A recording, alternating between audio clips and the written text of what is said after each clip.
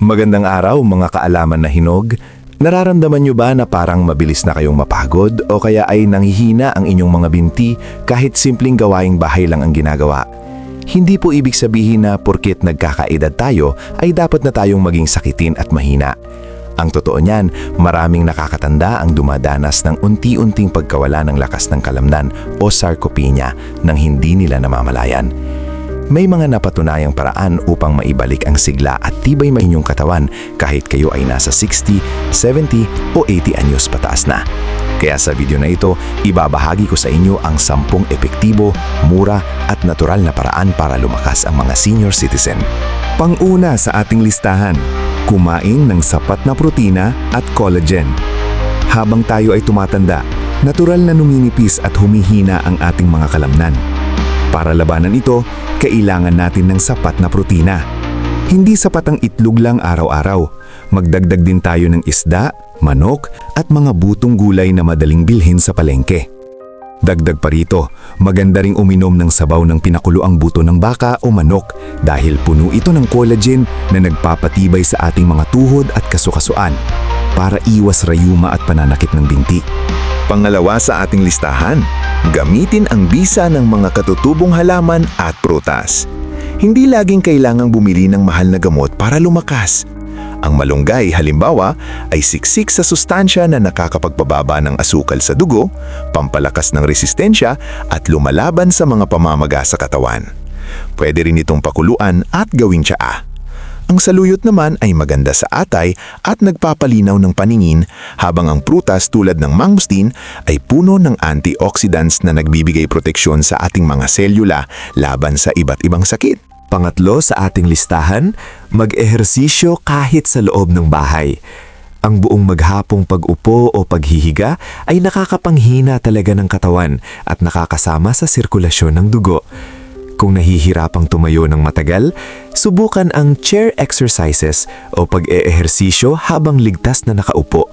Simple lang ito, itaas-taas ang mga braso, igalaw-galaw ang balikat, shoulder rolls, at itaas ang mga binti para tumubay ang mga kalamnan at maiwasan ang madaling pagkatumba. Pang-apat sa ating listahan, uminom ng sapat na tubig araw-araw.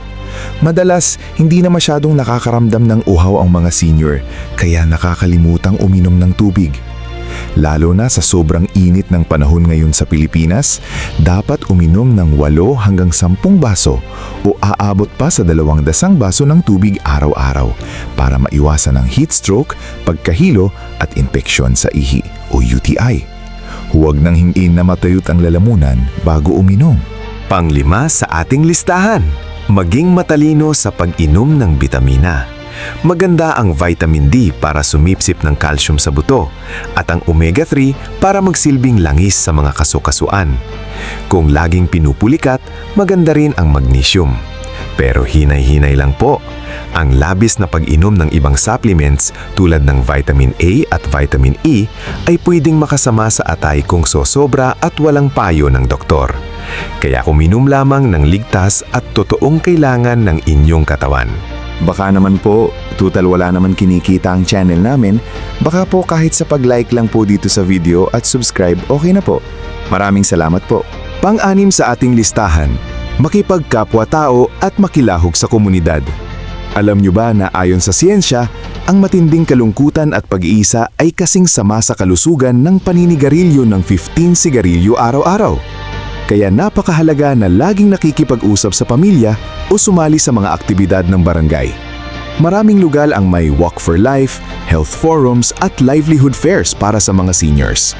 Ang simpleng pakikipagkwentuhan, pagtawa kasama ng mga kaibigan at pagbabahagi ng inyong karanasan sa mga kabataan ay nagbibigay ng layunin sa buhay, nagtatanggal ng stress at nagpapababa ng tsansa na makaranas ng paghina ng isip. Pang-7 sa ating listahan, magpa-check up kahit walang malalang sakit. Ugaliin nating bumisita sa doktor para ma-check ang ating asukal sa dugo, blood pressure at cholesterol bago pa ito maging komplikasyon. Bukod dyan, kapag nasa edad 60 pataas na, mahalaga ring magkaroon ng bone density test para malaman kung marupok na ang buto. ECG para masiguro ang tibok ng puso at regular na screening para sa colorectal cancer o prostate. Ang regular ding na pagsusuri sa paningin at pandinig ay malaking tulong para maiwasan ang disgrasya o pagkatumba sa bahay. Ang maagang pagtuklas ng sakit ang susi para manatili kayong malakas at hindi pabigat kaninuman. Pangwalo sa ating listahan, panatilihing matalas ang isipan. Hindi lang katawan ang dapat pinapalakas, pati na rin ang ating utak. Ang pag-iisip ay kailangan ding i-ehersisyo araw-araw. Para iwas makalimutin o demensya, gawing libangan ang mga gawaing nagpapagana ng isip. Magbasa ng libro, sumagot ng mga puzzles, mag-aral ng bagong wika, tumugtog ng instrumento o sumubok magluto ng bagong resepa. Ang mga bagong aktibidad na ito ay nagbibigay ng mental stimulation na nagpapanatiling matalas at malusog sa ating memorya kahit tayo ay nagkakaedad na. Pang-siyam sa ating listahan, sundin ang tamang oras at gandang tulog. Ang mahimbing na tulog ay ang oras kung saan kinukumpuni at pinapalakas ng ating katawan ang sarili nito mula sa pagod maghapon. Tandaan, ang mga nakatatanda ay nangangailangan pa rin ng parehong dami at haba ng tulog tulad ng mga mas nakakabata. Para masarap at dire-diretso ang tulog, siguraduhing madilim, malamig at tahimik ang kwarto. Iwasan na rin ang panonood na TV o paggamit ng cellphone bago matulog dahil ang asul na liwanag, blue light, mula dito ay pumipigil sa kemikal ng katawan na nagpapaantok sa atin. At ang pang-sampu sa ating listahan, iwasan ang mga maling paniniwala sa kalusugan.